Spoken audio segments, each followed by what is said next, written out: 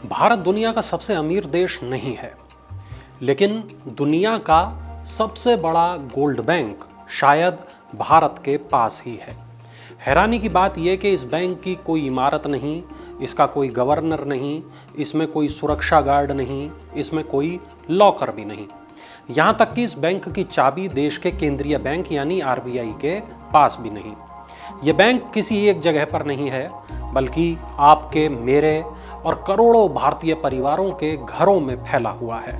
लेकिन क्या आप ये जानते हैं कि हमारे घरों के बंद लॉकरों में कुल कितना सोना छुपा हुआ है?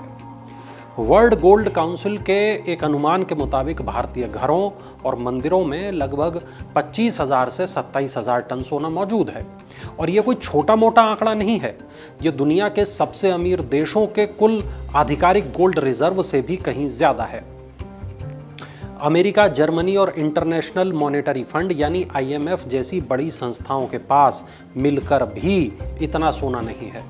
लेकिन इस जादुई आंकड़े को सुनकर दिमाग में एक सीधा सवाल आता है, अगर हमारे पास पहले से ही इतना बड़ा भंडार है, विशाल भंडार है, तो हम हर साल विदेशों से हजारों टन सोना क्यों खरीदते हैं? हमें इतना सोना क्यों मंगवाना पड़ता है? इस विरोधाभास का जवाब हमारी अपनी धरती के नीचे छुपा है। भारत में सोने की मांग और उसकी घरेलू सप्लाई के बीच एक बहुत बड़ी खाई है। ऐसा नहीं है कि भारत में सोने की खदानें नहीं हैं या हमारी जमीन के नीचे सोना खत्म हो चुका है। सरकार की इंटरनेशनल मिनरल इन्वेंट्री की रिपोर्ट कहती है कि भारत में 50 करोड़ टन से ज़्यादा स्वर्ण अयस्क यानी गोल्ड ओर मौजूद है। लेकिन इसके बावजूद हम बेबस हैं। क्या आप अंदाज़ा लगा सकते हैं कि इतने बड़े खजाने के बाद भी हम खुद अपने लिए सोना क्यों नहीं निकाल पाते? असली समस्या इस अयस्क की क्वालिटी में है। हमारी खदानों से जो पत्थर निकलते हैं उनमें सोने की मात्रा बहुत कम होती है। औसतन 1 टन पत्थर को पीसने, प्रोसेस करने के बाद सिर्फ 1 से 3 ग्राम शुद्ध सोना हाथ में आता है। और इस वजह से माइनिंग का खर्च सोने की कीमत से भी ज़्यादा हो जाता है। इंडियन मिनरल्स ईयरबुक के आंकड़ों को देखें तो भारत में हर साल बमुश्किल 1.6 टन सोने का ही उत्पादन हो पाता है। अब जरा सोचिए, जहां मांग सैकड़ों टन की हो और उत्पादन सिर्फ 1.5 टन, तो बाजार चलेगा कैसे? अपनी इसी बेहिसाब मांग को पूरा करने के लिए भारत दुनिया के सबसे बड़े सोना आयातकों में शामिल हो चुका है। हम हर साल औसतन 700 से 800 टन सोना विदेशों से खरीदते हैं। और इसका मतलब यह हुआ कि भारतीय सराफा बाजारों की धड़कनें पूरी तरह विदेशी आयात पर टिकी हैं। जब भी आप दिल्ली, जयपुर या लखनऊ की किसी दुकान पर सोने का भाव पूछते हैं तो वो भाव भारत में तय नहीं होता। तो फिर सवाल ये उठता है कि आपकी जेब पर असर डालने वाली ये कीमत आखिर दुनिया के किस कोने में तय की जाती है? सोने की अंतर्राष्ट्रीय कीमतें मुख्य रूप से न्यूयॉर्क के कमोडिटी एक्सचेंज और लंदन बुलियन मार्केट में तय होती हैं। वहां होने वाली हर छोटी बड़ी हलचल का असर कुछ ही मिनटों में मुंबई के जवेरी बाजार तक पहुंच जाता है। पिछले कुछ दिनों को ही याद कर लीजिए, कुछ हफ्ते कह लेते हैं, कुछ हफ्तों को याद कर लीजिए। जनवरी के आखिर में सोने और चांदी ने इतिहास रच दिया। कीमतें अपने ऑल टाइम हाई पर पहुंच गईं। ज्वेलर्स की दुकानों पर पैर रखने की जगह नहीं थी।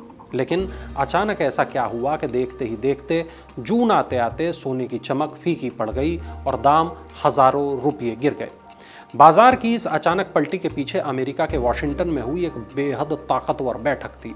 और ये बैठक थी अमेरिकी केंद्रीय बैंक यानी फेडरल रिजर्व की। दुनिया भर के निवेशक इस बैठक पर नजरें गड़ाए बैठे थे। फेडरल रिजर्व ने साफ कर दिया कि अमेरिका में महंगाई अभी पूरी तरह काबू में नहीं आई है। और इसका सीधा मतलब ये था कि आने वाले समय में ब्याज दरों में कटौती की उम्मीद बहुत कम है। इस एक फैसले ने दुनिया भर के बड़े निवेशकों को हिलाकर रख दिया। लेकिन ब्याज दर का सोने के भाव से आखिर कनेक्शन क्या है? इस गणित को समझना बहुत आसान है। सोना एक ऐसी संपत्ति है जो आपको हाथ में कोई नियमित ब्याज या डिविडेंड नहीं देती, और इसका फायदा केवल तब होता है जब इसके दाम बढ़ते हैं। दूसरी तरफ जब अमेरिकी सरकार के बॉन्ड और बैंकों में ब्याज दरें ऊंची बनी रहती हैं तो निवेशकों को वहां बिना किसी जोखिम के पक्का रिटर्न मिलता है। जैसे ही फेड ने ब्याज दरें ऊंची रखने के संकेत दिए, बड़े फंड ने सोने से अपना पैसा निकालना शुरू कर दिया और उसे सरकारी बॉन्ड में लगा दिया। लेकिन सोने को कमजोर करने के लिए ब्याज दरें अकेली नहीं थी। मैदान में एक और पुराना खिलाड़ी आ चुका था और वो दूसरा बड़ा खिलाड़ी है अमेरिकी डॉलर। अंतर्राष्ट्रीय बाजार में सोने की ट्रेडिंग हमेशा डॉलर में होती है।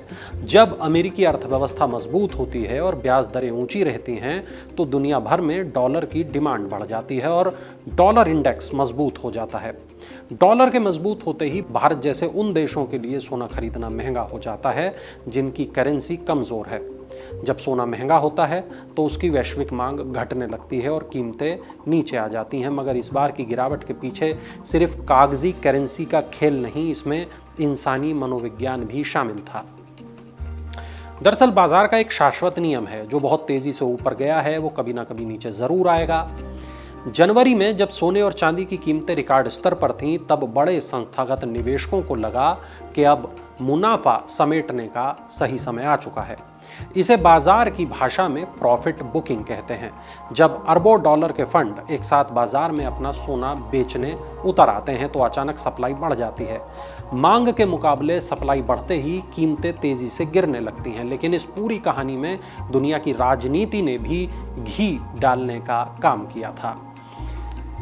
कुछ महीने पहले दुनिया के नक्शे पर एक गंभीर संकट गहरा रहा था। अमेरिका और ईरान के बीच तनाव चरम पर था। हर किसी की नज़र होर्मुज़ स्ट्रेट पर थी। ये वो समुद्री रास्ता है जहां से दुनिया का लगभग 20% कच्चा तेल गुजरता है। डर ये था कि अगर ये रास्ता बंद हो गया तो कच्चे तेल की कीमतें आसमान को छू लेंगी और दुनिया भर में महंगाई का तूफान आ जाएगा। ऐसे अनिश्चित माहौल में निवेशक दुनिया का सबसे सुरक्षित ठिकाना ढूंढते हैं और वो ठिकाना है सोना। इसी डर ने सोने को आसमान पर पहुंचाया, लेकिन फिर अचानक खेल पलट गया। जैसे ही अमेरिका और ईरान के बीच एक अस्थायी युद्ध विराम की खबरें आई, बाजार ने राहत की सांस ली। युद्ध का जो डर निवेशकों को सता रहा था वो अचानक गायब हो गया। इसे बाजार सेफ्टी प्रीमियम खत का खत्म होना कहता है। जो निवेशक सिर्फ डर की वजह से सोना खरीद कर बैठे थे, उन्होंने तुरंत अपनी होल्डिंग खाली कर दी। वैश्विक बाजारों में सोना और चांदी दोनों धड़ाम से नीचे आ गए, लेकिन यहाँ भारतीय उपभोक्ताओं के लिए एक बड़ा पेच फंस गया। अगर दुनिया भर में सोना इतना सस्ता हो रहा था तो भारत के आम रिटेल बाजारों में कीमतें उस रफ्तार से नीचे क्यों नहीं आईं? इसकी पहली वजह है डॉलर के मुकाबले भारतीय रुपये की स्थिति और सरकार के टैक्स। भारत जब भी बाहर से सोना मंगाता है तो उसे इंपोर्ट ड्यूटी और जीएसटी पर भुगतान करना पड़ता है। अगर अंतर्राष्ट्रीय बाजार में दाम गिर भी जाएं, लेकिन रुपया डॉलर के मुकाबले कमज़ोर हो जाए तो घरेलू बाजार में गिरावट का असर कम हो जाता है। लेकिन इसके पीछे सिर्फ टैक्स का गणित नहीं, भारत में सोने की एक ऐसी ताकत है जो दुनिया के किसी और देश में देखने को नहीं मिलती। क्या आप जानते हैं कि वो ताकत कौन सी है? दुनिया के बाकी देशों के लिए सोना सिर्फ एक निवेश है, एक फाइनेंशियल एसेट है, लेकिन भारत में सोना हमारी संस्कृति, परंपरा और भावनाओं का हिस्सा है। हमारे यहाँ शादी ब्याह, अक्षय तृतीया और धनतेरस जैसे त्यौहार सोने के बिना अधूरे माने जाते हैं। ये सुख का साथी है, लेकिन हाँ, किसी मुश्किल वक्त में हर भारतीय परिवार का सबसे भरोसेमंद सहारा भी है। इसी सांस्कृतिक जुड़ाव के कारण भारत में सोने की मांग कभी भी पूरी तरह खत्म नहीं होती। मगर हालिया गिरावट के दौरान भारत के कुछ बड़े बाजारों में से एक बेहद चौंकाने वाली खबर आई। अहमदाबाद और मुंबई के ज्वेलर्स एसोसिएशन के मुताबिक इस बार कीमतों में गिरावट के बावजूद रिटेल काउंटरों पर वैसी भीड़ नहीं देखी गई जैसी उम्मीद थी, और इसकी वजह बहुत दिलचस्प है। जून का महीना भारत में स्कूलों के नए सत्र और दाखिलों का समय होता है। मध्यम वर्गीय परिवारों का एक बड़ा बजट बच्चों की फीस, किताबों, कॉपियों और डोनेशन में चला गया। लोगों के पास जो सरप्लस कैश था वो ज़रूरी ज़रूरतों में खर्च हो गया, जिससे सोने की तात्कालिक मांग सुस्त पड़ गई। लेकिन कहानी सिर्फ इतनी नहीं है। भारतीय समाज में सोना खरीदने का तरीका भी अब हमेशा के लिए बदल रहा है। पिछले कुछ सालों के आंकड़े ये बताते हैं कि भारतीय पारंपरिक भारी भरकम गहनों की जगह गोल्ड बार, सिक्के, डिजिटल गोल्ड में ज़्यादा दिलचस्पी ले रहे हैं। वर्ल्ड गोल्ड काउंसिल की रिपोर्ट इसकी पुष्टि करती है कि लोग अब मेकिंग चार्ज और डिज़ाइन के झंझट से बचना चाहते हैं। वो ऐसा शुद्ध सोना चाहते हैं जिसे ज़रूरत पड़ने पर बिना किसी नुकसान के तुरंत कैश कराया जा सके। यानी सोने के प्रति प्यार कम नहीं हुआ, बस समझदारी का स्तर थोड़ा बदल गया। लेकिन इस बीच पर्दे के पीछे दुनिया के सबसे बड़े खिलाड़ी कुछ ऐसा कर रहे हैं जो सोने के भविष्य को तय करने वाला है। आम निवेशकों और जनता के अलावा दुनिया भर के केंद्रीय बैंक पिछले कुछ सालों से रिकॉर्ड तोड़ सोने की खरीदारी कर रहे हैं। आरबीआई ने भी अपने आधिकारिक स्वर्ण भंडार को बढ़ाकर लगभग 880 टन के पार पहुंचा दिया है। चीन, रूस और तुर्की जैसे देश भी अपने विदेशी मुद्रा भंडार में डॉलर पर निर्भरता कम करने के लिए लगातार सोना जमा कर रहे हैं। एक तरफ जहां कुछ निवेशक मुनाफा वसूली कर रहे हैं, वहीं दूसरी तरफ दुनिया के सबसे बड़े बैंक सोने की तिजोरियां भर रहे हैं। और ये इस बात का सबूत है कि सोने की कहानी इतनी जल्दी खत्म होने वाली नहीं है। तो ऐसे में एक आम आदमी को क्या करना चाहिए? अगर आप गहने खरीदना चाहते हैं तो सिर्फ भाव गिरने का इंतजार न करें। खरीदते समय हमेशा ब्यूरो ऑफ इंडियन स्टैंडर्ड्स यानी BIS का हॉलमार्क जरूर चेक करें। उस दिन का आधिकारिक IBZA का रेट, IBJA का रेट जरूर देखें। मेकिंग चार्ज पर मोल भाव करें। और अगर आप निवेश के लिए सोना खरीद रहे हैं तो एक ही बार में सारा पैसा लगाने की गलती कभी ना करें। बाजार का निचला स्तर यानी बॉटम कोई नहीं जान सकता, इसलिए सिस्टमैटिक इन्वेस्टमेंट प्लान SIP की तरह टुकड़ों में खरीदारी करना सबसे सुरक्षित रास्ता है, क्योंकि अधूरी जानकारी के साथ बाजार में हमेशा खिलाड़ी जो उतरता है वो नुकसान उठाता है। और चलते चलते इस पूरी कहानी का सार समझ लीजिए। सोने और चांदी की चाल सिर्फ किसी एक दुकान या शहर से तय नहीं होती और इसके पीछे तमाम फैक्टर होते हैं। अमेरिकी फेड की ब्याज दरें, डॉलर की मजबूती, मध्य पूर्व की राजनीति, बड़े फंड की चाल, हमारे अपने घरों की ज़रूरतें। तो अगली बार जब आप सुने कि सोना सस्ता या महंगा हो गया तो सिर्फ हेडलाइन मत देखिए, ये समझने की कोशिश करिए कि दुनिया के किस कोने में क्या बदल रहा, क्योंकि सोना सिर्फ एक पीली धातु नहीं है, ये सदियों से इंसानी भरोसे और वैश्विक अर्थव्यवस्था की सबसे चमकदार पहचान है।